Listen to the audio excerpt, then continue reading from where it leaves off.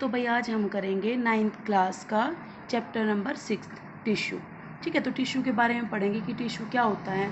ठीक है, टिश्यू किससे मिलकर बनता है, कि कितने पार्ट हैं, इसको कैसे क्लासीफाइड कर रखा है, तो आज हम उसके बारे में सब कुछ पढ़ेंगे। तो पहले पढ़ते हैं बेटा टिश्यू। टिश्यू होता क्या है? टिश्यू को हिंदी में बोलते हैं उत्तक। ठीक है, जो टिश्यू होता है वो टिश्यू होता है हमारा, जो सेल्स होते हैं ना, उस सेल्स का ग्रुप होता है। क्या होता है? सेल्स का ग्रुप होता है जो सिमिलर स्ट्रक्चर का होता है। अगर सिमिलर स्ट्रक्चर का तो सिमिलर ही उसको मतलब फंक्शन करना होता है। ठीक है, तो इसको कैसे बोलेंगे? Tissue is a group of cells. ठीक है, सेल्स का ग्रुप होता है जो similar in structure and functions. ठीक है, अब हम इसको डायग्राम से देख लेते हैं। देखो ये हमारी एक सेल्स ले ली हमने, ये सेल्स ले ली। एक सेल ऐसी है तो ये बहुत सारी सेल मिल गई। ठीक है, ये सेल्स मिल गई, ये वाली सेल्स। तो ये जो ये सेल्स है इसने मिलकर क्या बना लिया? इसने मिलकर बना लिया टिश्यू। और टिश्यू ने बना लिया एक हमारा कोई भी बॉडी का ऑर्गन। अब ऑर्गन से ऑर्गन सिस्टम। तो ऐसा ही एनिमल्स में होता है और ऐसा ही प्लांट्स में होता है। तो अब देखो भाई, ये तो बात होगी हमारी एनिमल्स की टिश्यू की। तो अब बात करते हैं प्लांट की टिश्यू की। देखो ये प्लांट की भी हम, तो ऐसे ही जैसे हमने एनिमल्स का एक सेल ली, सेल से मिलकर टिश्यू बना, टिश्यू से मिलकर ऑर्गन बना, अब ऑर्गन से मिलकर ऑर्गन सिस्टम बनता है। तो ऐसे ही हम प्लांट का ले लेते हैं। अब प्लांट का ही हमारे पास एक प्लांट की सेल ले ली हमने। ठीक है, उस सेल ने मिलकर मतलब बहुत सारी सेल इकट्ठी हो गई। ठीक है, उसने क्या बन गई? उससे टिश्यू। अब टिश्यू से कोई भी प्लांट का एक ऑर्गन बन गया। ठीक है, लीफ में मान लो, फ्लावर में मान लो, कैसी भी हो, तो वो क्या बन गया? एक ऑर्गन किसका? प्लांट का। अब देखो भाई, अब ये बोलते हैं क्या प्लांट टिश्यू और जो एनिमल टिश्यू क्या एक ही सेल से मिलकर बनते हैं? नहीं, एक सेल से मिलकर नहीं बनते, क्योंकि उनका जो उनका फंक्शन और जो उनका स्ट्रक्चर सब कुछ क्या होता है? डिफरेंट होता है। तो डिफरेंट स्ट्रक्चर होता है तो वो फंक्शन भी अपना डिफरेंट ही परफॉर्म करते हैं। अब देखो पहले हम बात करते हैं प्लांट टिश्यू की। जो हमारे प्लांट है उसको डिफ्रेंशिएट कर लेते हैं, प्लांट को और एनिमल्स को। तो फर्स्ट पॉइंट है हमारा, plant are stationary and fixed. हमारे जो प्लांट्स होते हैं वो एक ही जगह खड़े होते हैं और फिक्स रहते हैं अपनी जगह पे। ठीक है, इधर उधर नहीं घूम सकते। ठीक है, सेकंड पॉइंट वही आ गया, दे डू नॉट मूव, वो मूव नहीं कर पाते। ग्रोथ इन लिमिटेड रीजन, उनकी जो ग्रोथ होती है, उनकी जो मतलब बढ़ते हैं जो प्लांट, वो एक लिमिटेड स्टेज तक ही बढ़ पाते हैं। ठीक है, लास्ट हमारा plant tissue are mostly dead. जो प्लांट के अंदर जो मोस्टली जो टिश्यू होते हैं ना, वो डेड होते हैं। ये नहीं कह सकते कि सारे ही टिश्यू डेड होते हैं, मतलब मोस्टली टिश्यू डेड होते हैं। ठीक है, अब करते हैं बेटा एनिमल टिश्यू के बारे में। और हाँ, एक बात और बेटा, जब मतलब प्लांट मतलब मूव नहीं कर पाते तो उनकी जो एनर्जी होती है प्लांट की, वो मतलब कम एनर्जी कंज्यूम करते हैं, मतलब उनकी एनर्जी जो होती है वो लेस होती है। अब करते हैं एनिमल टिश्यू के बारे में बात। अब एनिमल टिश्यू होते हैं जो हमारे, वो क्या करते हैं? मूव करते हैं around in search food, mats and shelter. मतलब इधर उधर जो घूमते रहते हैं। हम जैसे मतलब हम एनिमल्स की कैटेगरी में आते हैं, हम अपने आप को ही लेके चलते हैं। अब हम क्या करते हैं? पूरा दिन घूमते रहते हैं, किसी भी कारण से कुछ भी काम करना होता है तो इधर से उधर चले जाते हैं। अगर इधर से उधर से हम घूम सकते हैं तो जो हमारी एनर्जी है वो भी क्या लगेगी? ज़्यादा लगेगी। ठीक है, तो हम कैसी एनर्जी को कंज्यूम करते हैं? ज़्यादा एनर्जी को कंज्यूम करते हैं। अब एक बात और बेटा, जो ग्रोथ होती है ना, एनिमल्स की जो ग्रोथ होती है वो एवरी पार्ट में होती है। अब देखो एवरी पार्ट में कैसे होती है? अब ये नहीं है कि हमारा मतलब ऑर्गन एक ही डेवलप होगा। अगर मतलब उसमें ग्रोथ हो रही है तो वो हर हमारी बॉडी के पार्ट में होगी, चाहे उसमें लेग हो, चाहे हमारा मतलब हैंड हो, कुछ भी हो, मतलब एवरीथिंग जो पार्ट है हमारे वो सारे ही डेवलप होंगे। और हमारे जो एनिमल टिश्यू में जो मोस्टली जो टिश्यू होते हैं वो क्या रहते हैं? अलाइव रहते हैं। फ्लो चार्ट के फॉर्म में प्लांट और एनिमल टिश्यू को एक बार देख लेंगे कि मतलब इसके कितने पार्ट होते हैं, कैसे डिवाइड होते हैं। तो इसकी जो प्लांट और एनिमल टिश्यू कर रहे हैं, पहले प्लांट की देख लेते हैं। जो हमारा प्लांट टिश्यू है वो दो पार्ट में डिवाइड होता है बेटा, एक तो मेरिस्टेमेटिक टिश्यू में और एक परमानेंट टिश्यू में। जो हमारा मेरिस्टेमेटिक टिश्यू वो डिवाइड हो जाता है 3 पार्ट में। First of all apical meristematic, second is intercalary meristematic और थर्ड इज लेटरल मेरिस्टेमेटिक। अब बेटा परमानेंट टिश्यू की बात करते हैं। जो परमानेंट टिश्यू होते हैं वे हमारे दो तरह के होते हैं, एक तो सिंपल टिश्यू होते हैं और सेकंड होता है हमारे कॉम्प्लेक्स टिश्यू। और जो सिंपल टिश्यू होते हैं वो कंसिस्ट करते हैं बेटा दो पार्ट में, एक तो प्रोटेक्टिव सिंपल टिश्यू और second is the supporting simple tissue. अब देखो प्रोटेक्टिव टिश्यू में करते हैं, सबसे पहला होता है एपिडर्मिस और सेकंड होता है कोर फेलम। ठीक है, और जो स्पोर्टिंग होता है वे 3 तरह में कंसिस्ट होता है, एक तो पैरेन्काइमा पे, एक कोलेनकाइमा पे और एक स्केलेनकाइमा पे। अब रही बात कॉम्प्लेक्स टिश्यू की, तो कॉम्प्लेक्स टिश्यू भी 2 पार्ट में डिवाइड हो जाता है, एक तो जाइलम में और एक फ्लोएम में। अब हम हर एक पार्ट को थोड़ा थोड़ा सा डिस्क्राइब कर लेते हैं। बेटा जो हमारा मेरिस्टेमेटिक टिश्यू होता है ना, वो क्या होता है, meristematic tissue is the dividing tissue present in the growing region of the plant. अब देखो मेरिस्टेमेटिक टिश्यू में क्या होता है, इसमें लिविंग टिश्यू होते हैं, किसमें मेरिस्टेमेटिक में लिविंग टिश्यू होते हैं, और उनमें जो मतलब जैसे डिवीज़न करने की जो क्षमता होती है ना, वो उसमें प्रेजेंट होती है, किसमें, मेरिस्टेमेटिक टिश्यू में। ठीक है, जैसे प्लांट में जो डिवीज़न होती है, डिवीज़न होने के बाद क्या होता है, सेल बनाते हैं, तो वो किस में होती है, मेरिस्टेमेटिक टिश्यू में होती है। तो जहाँ पे भी मतलब जैसे नई ब्रांच निकल रही होती है, 1 मिनट में एग्जाम्पल पे दिखा रही हूँ, 1 मिनट। देखो बेटा, जैसे क्या नाम है, ये हमारा क्या नाम है, एक हमने स्टेम ले लिए, ये मतलब लीफ ले लिया। अब जो नई ब्रांच निकल रही है ना, जैसे यहाँ से यहाँ तक ब्रांच निकल रही है नई, ये रही, एक ये वाली और एक ये वाली, तो इनसे जो दूसरी नई ब्रांच निकलती है ना, इनसे ऊपर वाली, तो उनके बीच में भी हमारा कौन सा टिश्यू मिलता है, मेरिस्टेमेटिक टिश्यू मिलता है। मेरिस्टेमेटिक टिश्यू में क्या होता है, इसमें डिवीज़न करने की क्षमता होती है, जिसे नए सेल बनते जाते हैं। और एक बात और कि जहाँ पे भी मतलब एक ब्रांच निकली हुई है, उस ब्रांच से लेके जब दूसरी नई ब्रांच निकलती है, तो उनके बीच में भी हमारा मेरिस्टेमेटिक टिश्यू मिलता है। अब जो मेरिस्टेमेटिक टिश्यू है 3 तरह का होता है बेटा, एपिकल मेरिस्टेमेटिक। एपिकल जो मेरिस्टेमेटिक टिश्यू है, वो मेरिस्टेमेटिक टिश्यू का फर्स्ट पार्ट है। अब देखो बेटा, पहले डायग्राम से देख लो। अब जो ये जो बिल्कुल टिप पे प्रेजेंट होता है ना, ये हमारा होता है एपिकल मेरिस्टेम। जो हमारा एपिकल मेरिस्टेमेटिक है, वो क्या नाम है, मेरिस्टेमेटिक टिश्यू का फर्स्ट पार्ट है। अब देखो पहले डायग्राम से देख लेते हैं। जो हमारी टिप पे प्रेजेंट होता है ना, प्लांट की जो बिल्कुल टिप पे, ठीक है, तो वो हमारा एपिकल मेरिस्टेमेटिक टिश्यू होता है। अब एपिकल मेरिस्टेमेटिक टिश्यू का काम क्या होता है, ये बेटा सबसे पहले ये देखो कि जिस तरफ जो प्लांट बढ़ रहा है, चाहे वो मतलब स्टेम के अकॉर्डिंग टिप पे बढ़ रहा हो और चाहे रूट के अकॉर्डिंग बढ़ रहा हो, यानी इसका मेन काम क्या होता है, या चाहे स्टेम और चाहे रूट, उसकी लेंथ को इंक्रीज करना, बढ़ाना, किसकी, स्टेम की और रूट की लेंथ को इंक्रीज करना, वो काम किसका होता है, एपिकल मेरिस्टेमेटिक टिश्यू का। अब देखो बेटा, अब नेक्स्ट करते हैं, the tissue leads to the elongation of stem and roots. अब इसमें क्या है, ये जो टिश्यू होता है ये बढ़ावा देता है, चाहे वो स्टेम हो और चाहे रूट हो, मतलब इसी की वजह से मतलब जो स्टेम और जो रूट्स हैं एपिकल मेरिस्टेमेटिक की वजह से बढ़ते हैं। अब ये जो हमारा एपिकल मेरिस्टेमेटिक होता है, इसमें प्लांट में प्राइमरी ग्रोथ होती है बेटा। इसमें इलोंगेशन का मतलब होता है बढ़ाना, ठीक है, बढ़ाना किसको, स्टेम को या रूट को, इसकी लेंथ को। अब करते हैं हम सेकंड। अब आ गया हमारा इंटरकैलरी। इंटरकैलरी क्या, मेरिस्टेमेटिक टिश्यू का सेकंड पार्ट है। अब देखो इसका काम क्या होता है, ये इंटरकैलरी जो मेरिस्टेम होता है, ये बेटा बेस ऑफ द लीव्स और इंटरनोड्स, मतलब ये जो नोड्स क्या होता है, जो गांठें। अब इंटरकैलरी बेटा कहाँ प्रेजेंट होती है, जहाँ पे ये गांठें होती है ना, जहाँ पे गांठें होती हैं तो वहीं पे हमारी इंटरकैलरी प्रेजेंट होती है। ठीक है, जैसे ये सर्कल टाइप में ये नहीं होती, ये वाली गांठें जहाँ पे ये ब्रांच निकलती है हमारी, ठीक है, तो यहाँ पे ये गांठें स्टार्ट होती है एक से और जो ऊपर तक लगी होती हैं, तो यहाँ पे ही हमारा इंटरकैलरी प्रेजेंट होता है। यानी ये जो बोलते हैं ना कि जो ये इंटरकैलरी मेरिस्टेम होता है वो लीव्स के या इंटरनोड्स में प्रेजेंट होता है। बट देखो it is present at the internode, सबसे पहला यही पार्ट है इंटरकैलरी का कि ये इंटरनोड पे प्रेजेंट होता है। अब जब हमारा कोई भी हम एक लीफ ले लेते हैं, अब लीफ में जब एक जैसे ये लीफ मान लो, और यहाँ से सबसे पहले ये एक गांठ लगी हुई होती है जहाँ पे पत्तियाँ निकल, देखो बेटा जो ये बीच वाला ये है ना, यहाँ से जहाँ से ये टहनियाँ निकलनी स्टार्ट हो रही है, तो ये हमारी नोड होती है, मतलब जहाँ पे गांठ होती है। ठीक है, इस गांठ से लेके और जैसे जैसे ये पत्तियाँ निकलनी स्टार्ट हो रही हैं, यहाँ से जो एरिया होता है ना, इसको कौन बढ़ाता है, इसको इंटरकैलरी बढ़ाता है।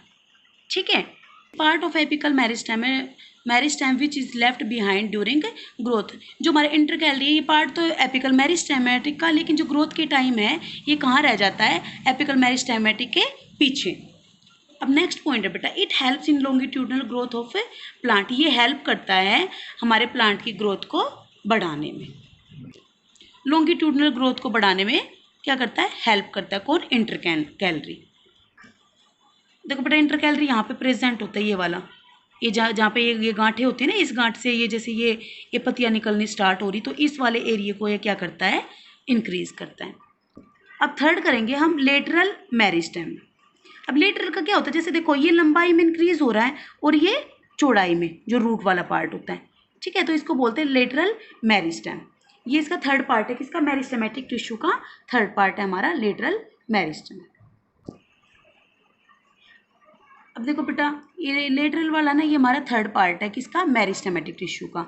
तो इसका काम क्या होता है, इसका काम होता है चाहे वो स्टेम हो और चाहे रूट हो, उसको बढ़ाता है किसमें, चौड़ाई में। वो बढ़ा रहे थे लेटरल से पहले वाले इंटरकैलरी, वो क्या बढ़ा रहे थे, मतलब लेंथ को बढ़ा रहे थे, और ये किसको बढ़ा रहे हैं, हमारी चौड़ाई को बढ़ा रहे हैं, विड्थ को बढ़ा रहे हैं, ठीक है। किसकी विड्थ, स्टेम की हो चाहे रूट की हो, ठीक है। अब उसके बाद आता है बेटा gives rise to vascular tissue. अब लेटरल टिश्यू की बात करते हैं। लेटरल टिश्यू हमारा क्या था, थर्ड पार्ट था किसका, मेरिस्टेमेटिक टिश्यू का। तो बेटा इसमें भी हम क्या करते हैं, सबसे पहले the growth of the stem और रूट इंक्रीजेज। इसमें क्या होता है, इसका काम क्या होता है, ये स्टेम को और रूट को इंक्रीज करता है, बढ़ाता है। जो हमारे इंटरकैलरी थे वो तो लेंथ में इंक्रीज करते थे, और जो ये लेटरल वाले हैं ये हमारे चौड़ाई में मतलब बढ़ते हैं, ठीक है। अब नेक्स्ट पॉइंट है give rise to vascular tissue. अब ये बढ़ोतरी करते हैं हमारे वस्कुलर टिश्यू में। वस्कुलर टिश्यू क्या होता है बेटा, वस्कुलर टिश्यू का मतलब होता है ट्रांसपोर्ट। अब ट्रांसपोर्ट किसका करते हैं, ट्रांसपोर्ट क्या होता है, एक से दूसरे स्थान तक, चाहे उसमें मतलब हमें मिनरल पहुंचाना हो और चाहे वाटर का फ्लो करना हो, तो वो हमारा वस्कुलर टिश्यू कहलाता है। थर्ड पॉइंट है responsible for secondary growth. Primary growth हमारी क्या होती थी, जो मतलब ऊपर वाली जो स्टेज होती थी, ऊपर वाली जो ग्रोथ होती थी, और ये सेकेंडरी ग्रोथ क्या होती है, जो हमारी नीचे से जो मतलब रूट वाली जो होती है वो हमारी सेकेंडरी ग्रोथ होती है, तो उसके लिए रिस्पॉन्सिबल होती है ये कौन, लेटरल मेरिस्टेमेटिक।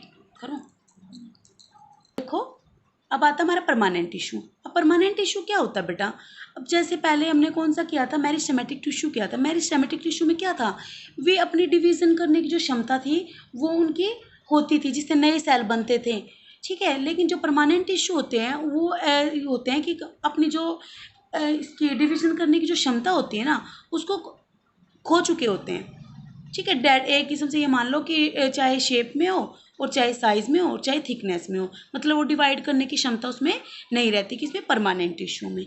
और ये जो परमानेंट टिश्यू होते हैं बेटा, ये डेड भी हो सकते हैं, मरे हुए भी हो सकते हैं और जिंदा भी हो सकते हैं। अब परमानेंट टिश्यू होते हैं जो हमारे, वो दो तरह के होते हैं, एक तो सिंपल परमानेंट टिश्यू और एक होते हैं हमारे कॉम्प्लेक्स परमानेंट टिश्यू। पहले हम सिंपल परमानेंट टिश्यू की बात कर लेते हैं। सिंपल परमानेंट टिश्यू क्या होते हैं बेटा, simple tissue are made up of same type of cells which are similar in structure and also in the function। मतलब जो सिंपल टिश्यू होते हैं ना, वो एक ही टाइप की सेल से मिलकर बने होते हैं, जिनका सिमिलर स्ट्रक्चर और फंक्शन एक जैसा ही होता है, ठीक है। तो ये भी हमारे दो तरह के होते हैं, एक तो protective simple tissue permanent tissue, और second is the supporting simple permanent tissue. तो अब इनके बारे में पढ़ते हैं बेटा, प्रोटेक्टिव क्या होता है, सपोर्टिंग क्या होता है। अब देखो अब आ गया हमारा प्रोटेक्टिव टिश्यू। प्रोटेक्टिव टिश्यू क्या होता है, प्रोटेक्टिव से पता लग रहा है कि एकदम से प्रोटेक्ट करना यानी बचाना। तो अब देखो it is the first type of simple permanent tissue. ये सबसे पहली टाइप होती है सिंपल परमानेंट टिश्यू की, जो कंसिस्ट करता है दो टिश्यूज़ को, एक तो एपिडर्मिस और एक कोर की या फेलम। किसको, दो टिश्यू को कंसिस्ट करता है कौन, प्रोटेक्टिव टिश्यू, एक तो एपिडर्मिस को और एक कोर की या फेलम को। अब कोर का सबसे पहले हम एपिडर्मिस की बात कर लेते हैं। एपिडर्मिस क्या होता है, जो एपिडर्मिस होता है वो यूजुअली प्रेजेंट होता है बेटा आउटर मोस्ट लेयर पे, किसकी, आउटर मोस्ट लेयर किसकी, प्लांट बॉडी की, चाहे उसमें लीव्स आ गए हों हमारे, और चाहे कोई भी फ्लावर्स आ गए हों, चाहे कोई भी स्टेम आ गई हो, चाहे कोई भी रूट आ गई हो। अब लीव्स के ऊपर एक मतलब हमारी एक सेल होती है थिक, जो मतलब कवर करती है किससे, क्यूटाइल से, जो कवर होते हैं क्यूटाइल से। अब क्यूटाइल पूछोगे बेटा क्या होता है, ये होता है एक वाटर प्रूफ लेयर होती है, क्या होती है, वाटर प्रूफ लेयर होती है। अब मैं आपको एक एग्जांपल के तौर पे एक लीफ दिखा रही हूँ। अब ये हमारा हमने एक लीफ ले लिया है। अब लीफ में जो, अब जैसे हम इसके ऊपर पानी की ड्रॉप डालेंगे और वो पानी की ड्रॉप है वहीं की वहीं रह जाती है, मतलब इधर से उधर नहीं फैलती, तो वो क्या होती है, वो मतलब इसके ऊपर एक लेयर होती है जो क्यूटाइल बोलते हैं, क्यूटाइल से कवर होती है। क्यूटाइल होता है बेटा एक वैक्सी सी लेयर होती है, वैक्सी यानी मोम जैसी लेयर होती है, जो उस पानी को या कुछ भी जो उसके ऊपर फ्लो हो रहा है उसको इधर से उधर नहीं जाने देती। तो जो कवर होती है ना वो क्यूटाइल से होता है, क्यूटाइल होता है वाटरप्रूफ। अब वाटरप्रूफ क्या था, वाटरप्रूफ था जैसे मतलब कि पानी उसके अंदर नहीं जा पाता। तो जो वो वाटरप्रूफ लेयर होती है ना हमारी, वो एक वैक्सी सब्सटेंस होती है। क्या होती है बेटा, वैक्सी सब्सटेंस होती है, वैक्सी सब्सटेंस जो क्या कहलाती है, जो उस वैक्सी सब्सटेंस को हम क्या कहते हैं, क्यूटिन, CUTIN, क्यूटिन। ठीक है, क्यूटिन कहते हैं, जो सिक्रेट करती है एपिडर्मल सेल्स को। क्या सिक्रेट करती है ये, एपिडर्मल सेल को, एपिडर्मल सेल। ये आगे बेटा बात समझ में। अब एपिडर्मिस क्या होता है, एपिडर्मिस का मेन काम होता है कि ये प्रोटेक्ट करता है, बचाता है, मतलब किसको, प्लांट्स का जितना भी पार्ट है ना, सारे पार्ट्स को ये कौन बचाता है, एपिडर्मिस बचाता है। देखो बेटा हमारे जो क्या नाम है, ये एपिडर्मिस है ना, ये जो इसमें अंदर अंदर जो लाइन सी बनी हुई है ये हमारी एपिडर्मिस होती है। अब मैं पीछे से दिखा देती हूँ आपको, आगे से बिल्कुल क्लीन सा दिख रहा है। देखो पीछे से देखो, जो ये लाइन है ना हमारी, ये वाली जो गई हुई है, ये सारी एपिडर्मिस है। और एपिडर्मिस के अंदर छोटे छोटे स्मॉल पोर्स होते हैं, जैसे ये बन गए गोल गोल जैसे स्मॉल पोर्स हो गए। तो ये जो स्मॉल पोर्स होते हैं ये हमारे कहलाते हैं बेटा स्टोमेटा, स्टोमेटा कहलाते हैं। अब देखो मैं यहाँ से दिखा रही हूँ आपको, स्टोमेटा क्या होता है, small pores are present in the epidermis. जो एपिडर्मिस के अंदर जो स्मॉल पोर्स होते हैं वो प्रेजेंट होते हैं, यानी लीफ के अंदर, तो वो क्या कहलाते हैं, स्टोमेटा कहलाते हैं। अब देखो, अब स्टोमेटा क्या होता है, इनक्लोज्ड बाय 2 किडनी शेप्ड, जो 2 किडनी शेप से मैंने एक एग्जांपल के तौर पर बना रखा है। जैसे लीफ है ना, अब लीफ के अंदर एक किडनी शेप, जैसे देखो ये बना हुआ, ये वाला और ये वाला, ठीक है, ये दोनों एक किडनी शेप मतलब हमारे सेल्स हैं, जिनको हम बोलते हैं गार्ड सेल्स। क्या बोलते हैं, गार्ड सेल्स। अब इनका काम क्या होता है, necessary for exchanging gas with the atmosphere. इनका क्या होता है, एक्सचेंज करते हैं गैस को किसके साथ, किसमें, एटमोसफेयर में। और स्टोमेटा का मेन जो है ये हेल्प करता है, ये ट्रांसपीरेशन में भी हेल्प करता है हमारा स्टोमेटा। ठीक है बेटा, अब पढ़ रहे हैं कोर्क। कोर्क क्या है, प्रोटेक्टिव टिश्यू का सेकंड पार्ट है, जो किससे बनता है बेटा, जैसे ये तो बनता था किसी भी मतलब सिंगल सेल से, और हमारा जो कोर्क होता है ये बनता है डेड सेल से। ठीक है, डेड सेल से मिलता है। इसमें कोई भी वैक्सी सब्सटेंस से जो डिपॉजिट होता है वो हमारा क्या कहलाता है, सबमेरिन, सबमेरिन। जैसे उसमें क्या था हमारा, कौन सा कहलाता था, क्यूटिन कहलाता था हमारा वैक्सी सब्सटेंस, इसमें सबरीन कहलाता है। अब इसमें the cell wall is impermeable, it not have any protoplasm. इस सेल वॉल के अंदर कोई भी प्रोटोप्लाज्म नहीं होता। अब हम कुछ फंक्शन कर लेते हैं कोर के और फैलम के। It prevents plant from infection और मैकेनिकल इंजरी। अब जो कि जैसे अभी हमेशा क्या कुछ भी बात है, हम जैसे प्लांट को टच कर देते हैं तो उसमें कोई भी जैसे इन्फेक्शन होता है या कोई भी हम मैकेनिकल इंजरी पहुंचाते हैं तो उसको जो कोर्क है ना वो बचा लेता है।